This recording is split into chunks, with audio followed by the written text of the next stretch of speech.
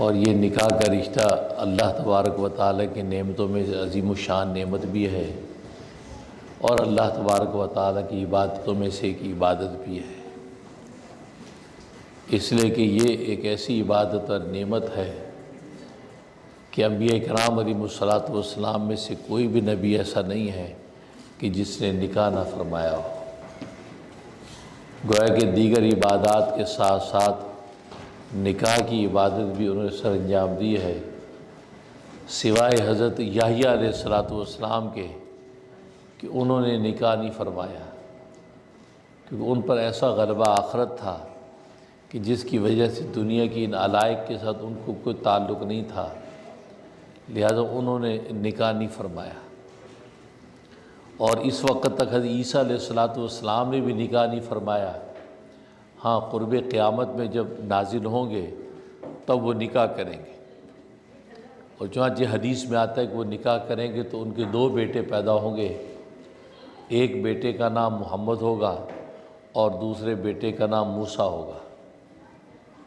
لیکن ابھی تک انہوں نے نکاح نہیں فرمایا کہ 33 ایئرز کی عمر میں وہ آسمانوں پہ اٹھائے گئے ہیں، 33 سال کی عمر میں، اور واپس جب آئیں گے تو ظاہر ہے کہ آسمانوں پہ جب رہیں گے تو 2 دن کا وقت گزرے گا جنت کے زمانے کے اعتبار سے، تو تقریباً 33 سال ہی کی عمر میں واپس آ جائیں گے، اور پھر 40 سال دنیا کے اندر رہیں گے، اور 73 یعنی 73 سال کی عمر میں ان کا وصال ہوگا۔ اس دوران میں ظاہر ہے کہ وہ نکاح فرمائیں گے۔ تو گویا کہ ہر نبی نے نکاح کیا سوائے حضرت یحییٰ علیہ الصلاۃ والسلام کہ انہوں نے نکاح نہیں کیا، کہ جیسے کہ میں نے عرض کیا کہ آخرت کے ساتھ ان کو ایسا غلبہ تھا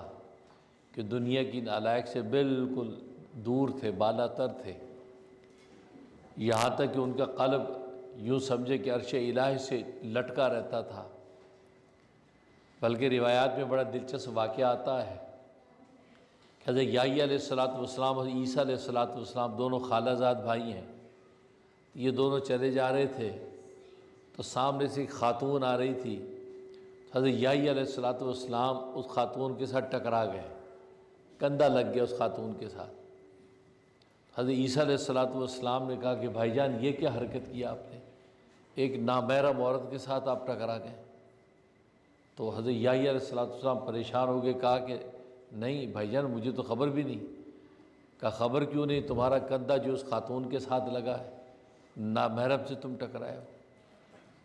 کہا کہ نہیں مجھے تو پتہ بھی نہیں چلا، میں پتہ نہیں کس دھیان میں استغراق میں تھا تو میرا کندھا اس کو لگ گیا ہوگا، کہ میں نے دانستہ ایسا نہیں کیا۔ حضرت یحییٰ علیہ الصلاۃ والسلام نے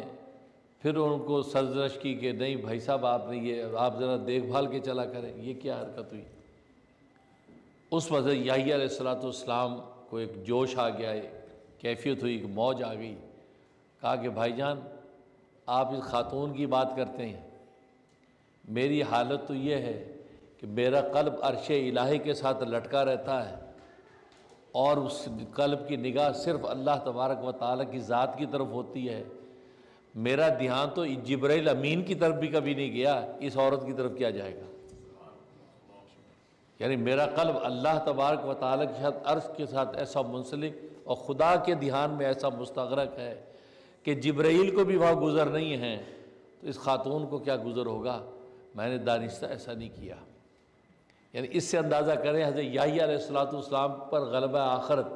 اللہ تبارک و تعالیٰ کی ذات کا استغراق اس قدر ہے، اس لیے انہوں نے نکاح نہیں کیا، لہذا اللہ کی عبادت اطاعت اذکار میں لگے رہے۔ اس پر علماء نے ایک بڑی اچھی بات لکھی ہے کہ جس شخص کے اندر دینی اعتبار و عبادت و ذکر و اذکار میں ایسا غلبہ ہو اس کو نکاح نہیں کرنا چاہیے، اس کو شادی نہیں کرنی چاہیے، وہ حضرت یحییٰ علیہ الصلاۃ والسلام کی سنت پر عمل کرے، کیونکہ ایسا شخص اگر نکاح کرتا ہے، شادی کرتا ہے، اور ہر وقت غلبہ آخرت ہے، ہر وقت تسبیح اور ہر نماز مصلی ہے، تو بیوی کو حقوق کے اندر جب وہ کوتاہی کرے گا تو بجائے اللہ تبارک و تعالیٰ کے قرب پانے کے وہ اللہ تبارک و تعالیٰ سے بعد کے اندر کا شکار ہو جائے گا۔ اس لیے بہتر یہ ہے کہ اپنے ذکر و اذکار عبادات میں لگا رہے اور اس کو نکاح نہ کریں، اور وہ حضرت یحییٰ علیہ السلام کی سنت پہ عمل کریں۔ لیکن جس کی زندگی معتدل اور طبیعت میں اعتدال ہے تو انبیاء کرام علیہ الصلوۃ والسلام کی جو معروف سنت ہے نکاح کرنے کی، تو اس کو نکاح کرنا چاہیے، کیونکہ نکاح کرنے سے اس کو گویا کہ اس کے ایمان میں تکمیل پیدا ہوتی ہے، ایمان مکمل ہوتا ہے، اور ظاہر کہ ایمان کی تکمیل اللہ تبارک و تعالیٰ کا قرب ہے۔